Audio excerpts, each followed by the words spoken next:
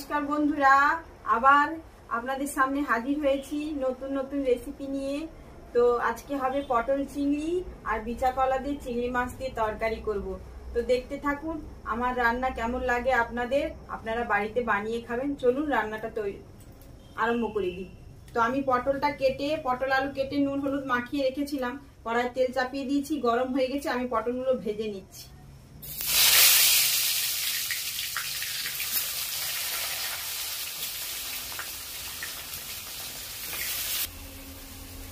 দেখুন বন্ধুরা, আমি কিন্তু মশলাগুলো বেটে নিচ্ছি। ওইখানে পটলটা ভাজা হতে হতে আমি মশলাগুলো বেটে নিচ্ছি। কি কি মশলা নিচ্ছি একবার বলে দিই আপনাদেরকে। জিরে, গোটা জিরে আর ধনিয়া আছে এখানে, পাঁচফোড়ন, লবণ, চিনি, শুকনো লঙ্কা, গুঁড়ো লঙ্কা, গুঁড়ো হলদি, এবং এখানে আছে সর্ষে, জিরে, গোটা সর্ষে আর জিরে। এখানে আছে চাল মগজ আর পোস্ত। এখানে আছে কিছু গোটা গরম মশলা, তেজপাতা, পেঁয়াজ কুচি, টমেটো কুচি এবং টক দই। আর এখানে আছে আদা, রসুন আর কাঁচা লঙ্কা। এগুলোকে আমি বেটে নেব সব। তো আমরা আরম্ভ করি, চলুন বাটতে আরম্ভ করি, দেখতে থাকুন।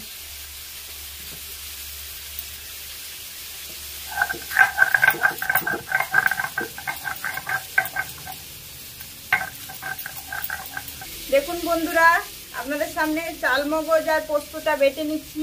তো ঢালাটা দেখানো হয়নি, তো আমি বেটে নিচ্ছি। চাল মগজ আর পোস্তটা বাটা হয়ে গেছে। এরপর বেটে নেব আমি ধনিয়া আর জিরাটা বেটে নেব। সবই কিন্তু বাটা মশলা। তো আর একবার বেটে নিচ্ছি। দেখুন বন্ধুরা, আমি সর্ষে আর জিরেটা বেটে নিচ্ছি। তো আমার পোস্ত আর চাল মগজ বাটা হয়ে গেছে, আদা রসুন কাঁচা লঙ্কা বাটা হয়ে গেছে, ধনিয়া জিরা বাটা হয়ে গেছে, অনেকগুলোই বাটা হয়ে গেছে। তো এটা আবার সর্ষে জিরেটা বেটে নিচ্ছি।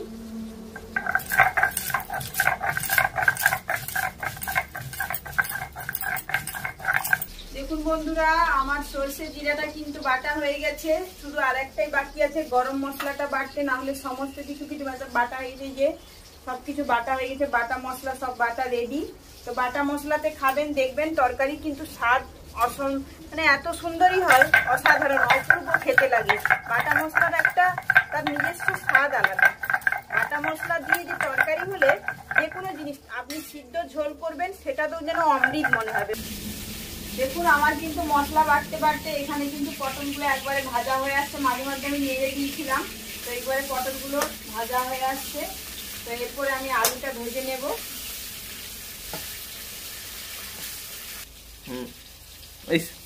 দেখুন বন্ধুরা, আমার কিন্তু পটলটা ভাজা হয়ে গেছে। তো আমি পটলগুলো তুলে নিচ্ছি। পটলগুলো ভাজার পরে আলুটা ভেজে নেব। আমি পটলগুলোকে তুলে নিচ্ছি তেল থেকে।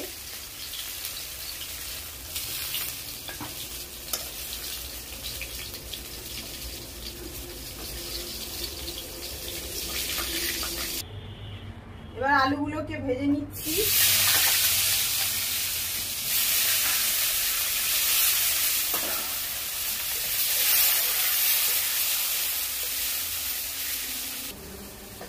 দেখুন আমার কিন্তু আলুগুলো ভাজা হয়ে গেছে।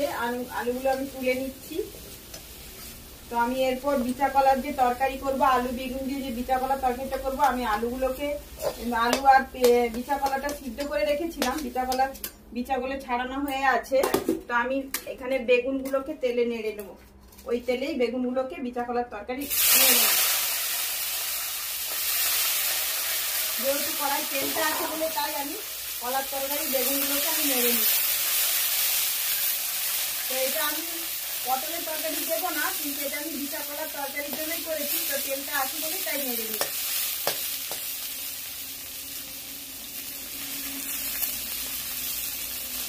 বন্ধুরা, আমি পটল আলুর তরকারি যে চিংড়ি মাছ দিয়ে হবে, সেটার জন্য আমি একটু সরষের তেল নিয়ে নিচ্ছি কড়াতে।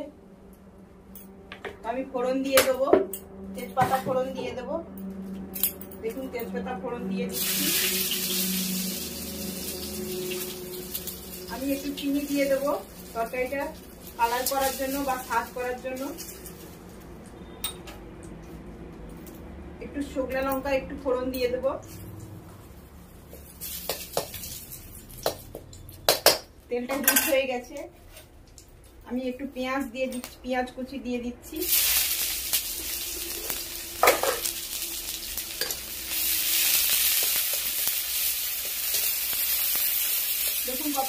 কালার এসে গেছে, পেঁয়াজটা লাল হয়ে গেছে। তো আপনারাও একটু চিনি দিয়ে অবশ্যই রান্না করার চেষ্টা করবেন। কালারিং না লঙ্কা গুঁড়ো দিয়ে চিনি দিয়ে, তাতে স্বাদও বাড়বে তরকারি এবং তরকারি দেখতেও সুন্দর হবে। তো অনেক তাপ লাগছে, তো হাঁসটাও আমার দিকে আসছে।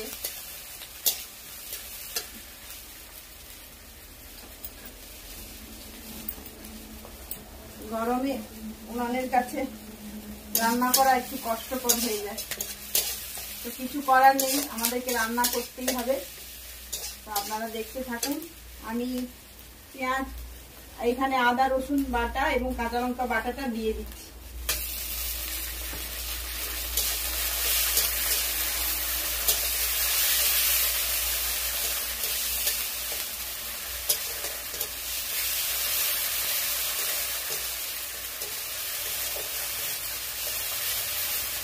আমি টমেটো কুচিগুলো দিয়ে দিচ্ছি।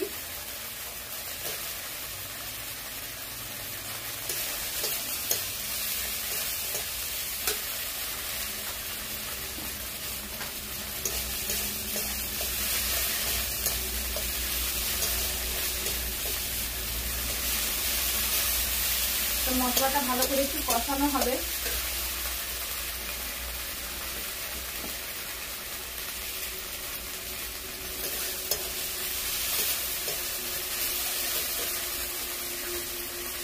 দেখুন জিরে আর ধনে বাটাটা আমি দিয়ে দিচ্ছি।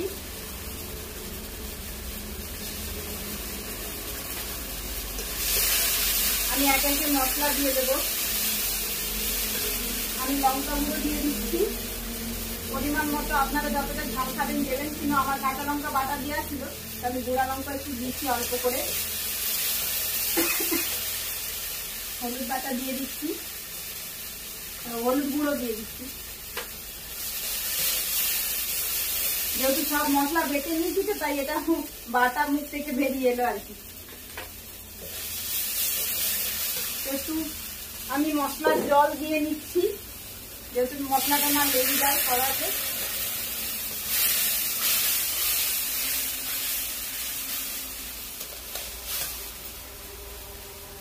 কাঠের জ্বালন তো একটু হিট হয়ে যায় বেশিতে, তাই একটু মশলাটা আমি কষানোর জন্য একটু জল দিয়ে দিলাম। দেখুন বন্ধুরা, আমি কিন্তু টক দই লবণ দিয়ে একটু ফেটে রেখেছিলাম, সেটা আমি দিয়ে দিচ্ছি। এবার আমি আলু পটল ভাজাটা দিয়ে দেবো।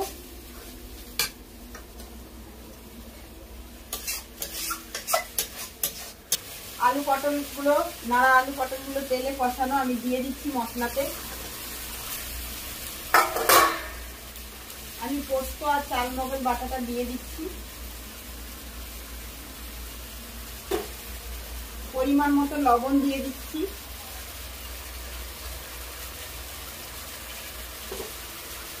তো আমি কষিয়ে নিচ্ছি ভালো করে, আলু পটলটাকে মশলাতে কষিয়ে নিচ্ছি। দেখুন বন্ধুরা, আমার কিছু চিংড়ি মাছগুলো ভাজা ছিল, আমি দিয়ে দিচ্ছি।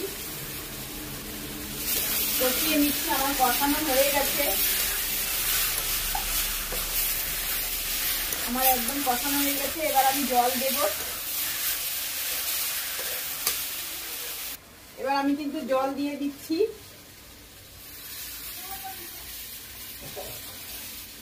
আর একটু জল দিতে হবে, আমার জলটা দিয়ে দিচ্ছি।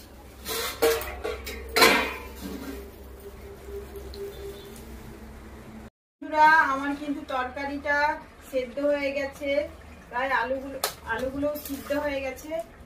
ও এমন এগিয়ে বাতাস দিচ্ছে, আলুগুলো একদম সেদ্ধ হয়ে গেছে আমার। দেখুন আলুগুলো সব সেদ্ধ হয়ে গেছে, আলুগুলো একদম সেদ্ধ হয়ে গেছে। তো আমি এবার দেবো, নামানোর সময় ঘি দিয়ে দেবো আর গরম মশলা দিয়ে দেবো। আমি একটু ঘি দিয়ে দিচ্ছি, তো আপনারাও ঘি দিয়ে দেবেন নামানোর সময়। এবার আমি গরম মশলা বাটাটা দেবো। আমি গরম মশলা বেটে রেখেছিলাম, তো গুঁড়ো দিইনি, কারণ কোনো কিছুই গুঁড়ো দিইনি, শুধু হলুদ আর লঙ্কা গুঁড়ো একটু দিয়েছি, আর কোনো কিছুই দিইনি। কারণ গরম মশলাটা দিয়ে দিচ্ছি, বাটা গরম মশলা। আপনারাও দিয়ে দেবেন বাটা গরম মশলা। তরকারিটা নামিয়ে নিচ্ছি।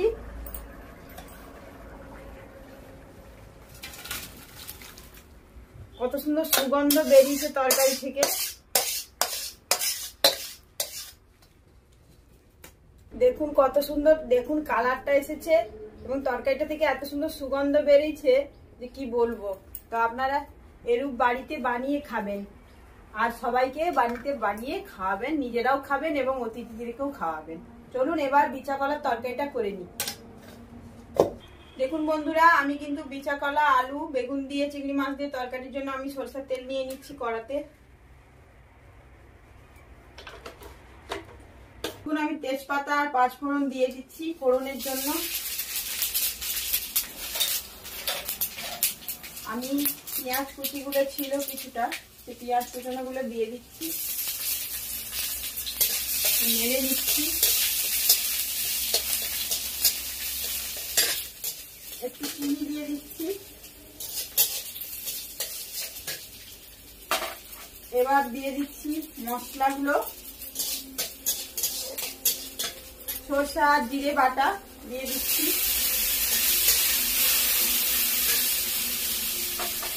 আমি এখানে সেদ্ধ করে রাখা বিচা কলা ছাড়ানো ছিল, বীজগুলো ছাড়িয়ে রেখে দিয়েছি এবং সিদ্ধ করে রাখা আলু, এগুলো সব দিয়ে দিচ্ছি।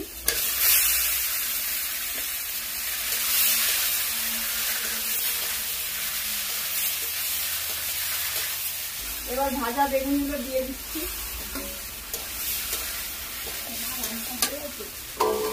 না এই যে হচ্ছে কি জানো, পটল আর চিংড়ি মাছ দিয়ে তরকারি, খুব খিদে খাবে তো। এই যে আর একটু বিচা কলার তরকারিটা হয়ে যাক তো খাবে। এই যে হলুদ গুঁড়ো দিয়ে দিলাম, একটু লঙ্কা গুঁড়ো দিয়ে দিচ্ছি, দিয়ে আমি নেড়ে নিচ্ছি। দাঁড়াও একটু দাঁড়াও, হয়ে আসছে, একটু দাঁড়াও। ও বলছে ওর প্রচুর খিদা পেয়ে গেছে, কি রান্না হচ্ছে জিজ্ঞেস করছে। আমি বললাম একটু দাঁড়াও, খাবে। তো দেখুন বন্ধুরা, আমি এবার লবণ দিয়ে দিচ্ছি। তো আমি সিদ্ধ করার সময় বিচা কলাটা তখন একটু লবণ দিয়েছিলাম, তো আমি এখন অল্প করে দেব। লবণ দিয়ে দিলাম। আমি চিংড়ি মাছগুলো দিয়ে দিচ্ছি, ভাজে রাখা চিংড়ি মাছগুলো দিয়ে দিলাম। তো আমি নেড়ে নিচ্ছি।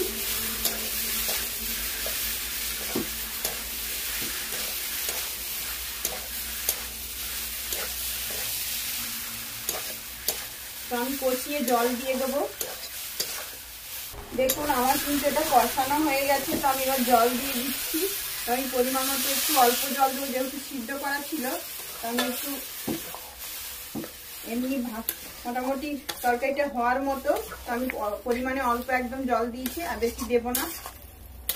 তো আমার যেহেতু সিদ্ধ করা ছিল তাই আমি কম করে জল দিলাম। আমার কিন্তু সমস্ত রান্না একদম তৈরি হয়ে গেছে। তো আমি সোনাইকে খেতে দিয়ে দিয়েছি।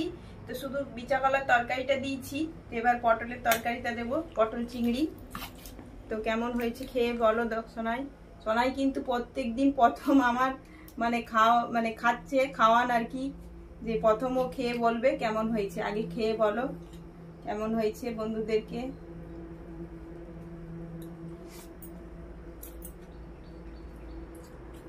প্রত্যেকদিন ও হচ্ছে টেস্ট করে, মায়ের পরীক্ষা নেয় প্রত্যেকদিন কেমন রান্না হয়েছে। বন্ধুরা ওই কিন্তু প্রথম খেয়ে বলে যে মা আজকে কেমন রান্না হয়েছে।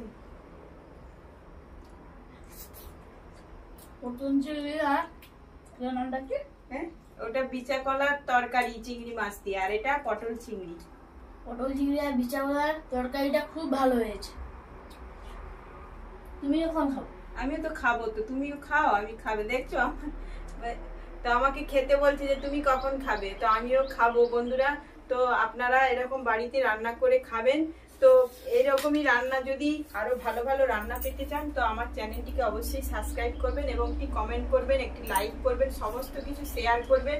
এবং আগামী দিনের আনন্দভাবে আমি যদি নতুন নতুন রেসিপি আরো পেতে চান, তো আমাকে ফলো করবেন, আমার চ্যানেলটিকে সাবস্ক্রাইব করবেন, আগামী দিনে আমাকে আশীর্বাদ করবেন। তো আপনারা ভালো থাকবেন, সুস্থ থাকবেন এবং আমার প্রত্যেকটি ভিডিও দেখতে থাকবেন। আর আগামী দিনে আরো নতুন নতুন আপনাদের জন্য রেসিপি আনবো। চলুন আগামী কোনো রেসিপিতে আপনার সামনে নিয়ে আসছি।